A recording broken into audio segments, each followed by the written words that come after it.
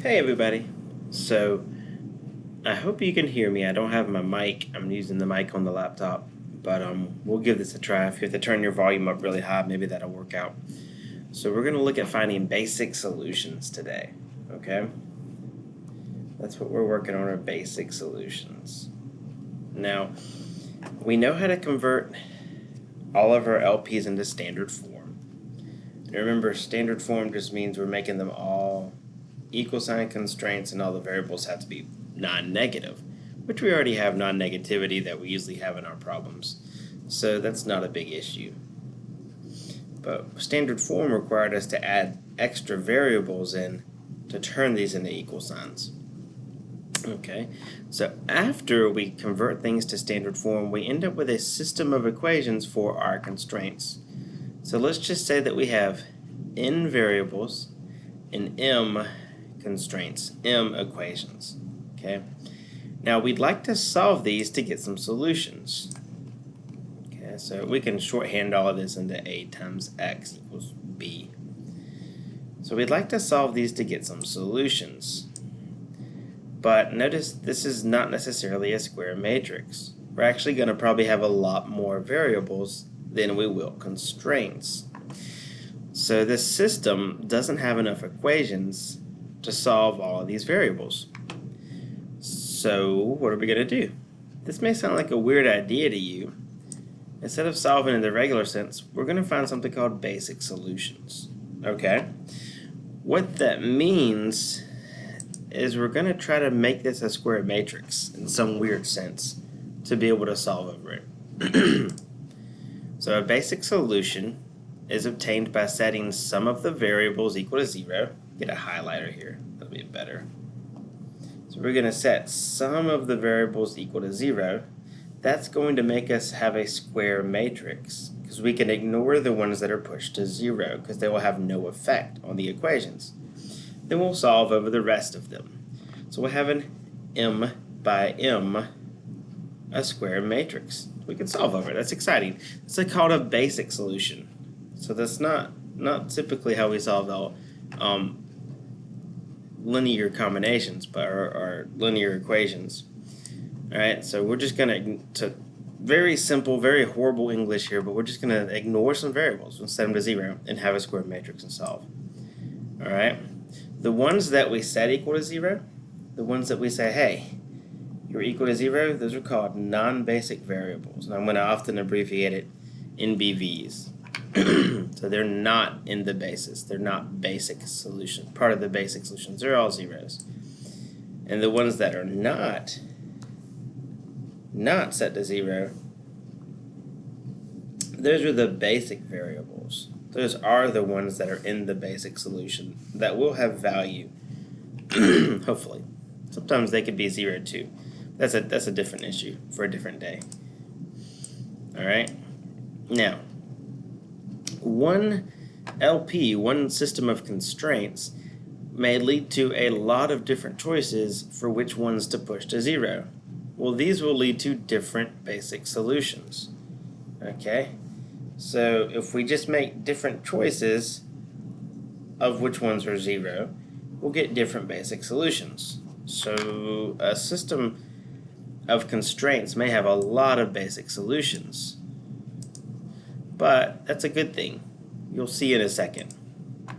So let's do an example and practice this. So here's a very simple example. Let's find all the basic solutions. Okay? So I just have 3 variables here and 2 constraints. So if I wanted a square matrix to solve over, I just need a 2 by 2. So I will set one variable equal to 0, and that will give me 2 equations and 2 variables. And those will help me find the basic solutions. Okay? Now we're going to go through all the choices. So we're going to do this by let us start by noting all the different combinations. So basically all the different choices. So I could set x1 to 0, and if I ignore x1, that will give me a square matrix. Or I could set x2 to 0 and ignore x2, that will give me a square matrix. Or I could set x3 to 0. So that's 3 different basic solutions we should be able to pick up on, okay? We're lucky this time because it's a small system, so we're only setting 1 to 0. Sometimes I have to set 2, 3, 4, 5. It just all depends. I'll do an example later, maybe in another video, where we do a bigger system. Alright, so the different choices are we could set x1, x2, and x3. I already said that. So let's actually get to doing this. So I have it worked out here. I wonder if I should write it and do it over on the other page, but yeah, let's do it here. So we're going to go with our first choice. So we'll let our non-basic variable be x1. Okay, and so if I let x1 be 0, the system I'm left with to solve is just x2 equals 3, negative x2 plus x3 equals negative 1. So that's a very easy system to solve over. I'm going to give all the basic solutions as an x vector written out as x1, x2, and x3. Okay, so when I give a basic solution, I'll just say, hey, x is equal to, and I actually already know x1 is 0. How do I know that? That's what I said as my non-basic. So now let's solve this. Well, this is easy. x2 is equal to 3. And now I just need to solve for x3. So if this is 3, that'll be a minus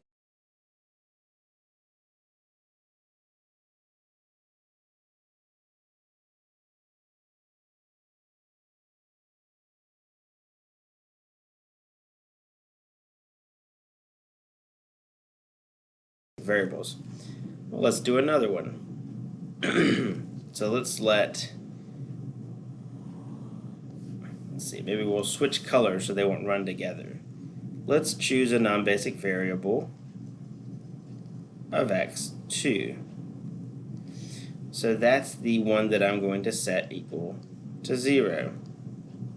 And now we'll solve over x1 and x3. Well, that one's very simple. So if I ignore this column here, I'm just going to have x1 equals 3 and x3 equals negative 1. Very easy to solve over. We already have this solution. So there's our basic solution. Okay? And now let's do one more. Switch to green. So we'll choose a non-basic variable of x3. So that means I know that my last variable is 0 because I'm chosen it to be non-basic. So let's see what I'll end up with. I'll end up with x1 plus x2 equals 3.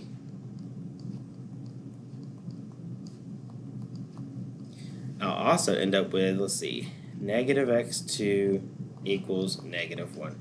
So once again, that's a pretty easy system to solve over. So x2 equals 1. If x2 equals 1, then x1 must equal 2. Let's see, yep. So I have 3 basic solutions. Now how do I know that I have gotten all of the basic solutions? Well, I've chosen all the combinations of non-basic variables. Because there's only 3 variables here, and I'm only setting 1 equal to 0 at a time to make a 2 by 2 matrix, there are only 3 choices. Like I said, maybe in another video I'll do a lot bigger example. So these are my basic solutions. I have 3 of them. Okay. So now kind of to summarize this, that there's it is in a pretty table. These were our choice of non-basic variables, and these were the basic solutions that they spit out. Now, you can run into the fact that sometimes you choose one and you get no solution. So not all combinations will give you a solution. Sometimes you get no solution. That can happen. It didn't happen in this case, and it won't happen in the next example I work. But it can happen.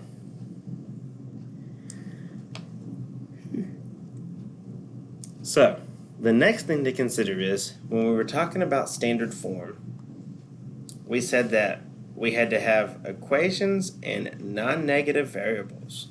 So notice right here that this one is not non-negative.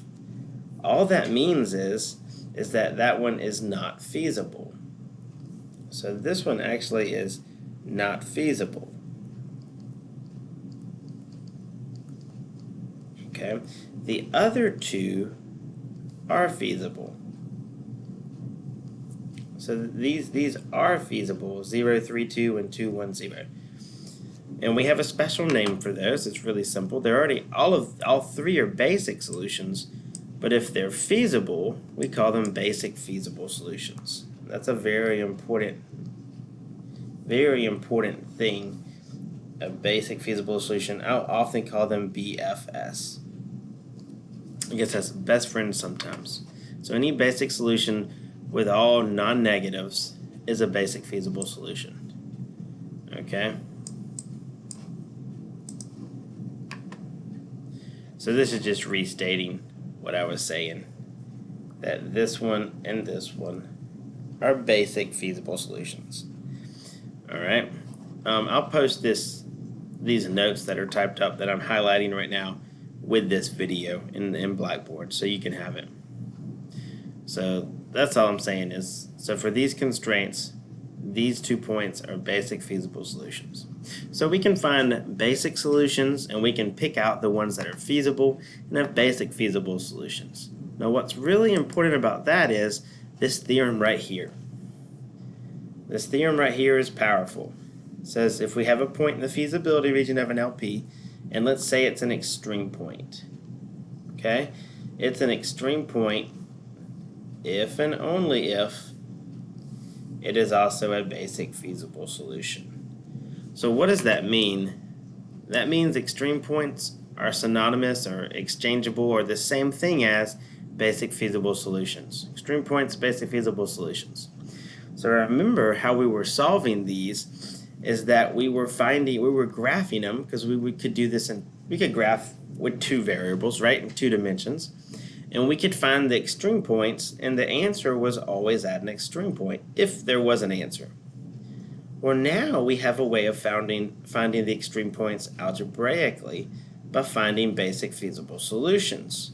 That's awesome, because now if I have more than 2 dimensions, I couldn't graph it, so I couldn't solve it. So now this is the key right here. For as many dimensions as I want, that's what I'm explaining there, as many dimensions as I want, I can find all the extreme points, which one of those should be the optimal if an optimal does in fact exist. So that's why basic solutions and more importantly basic feasible solutions are so important. That's how we find all the extreme points.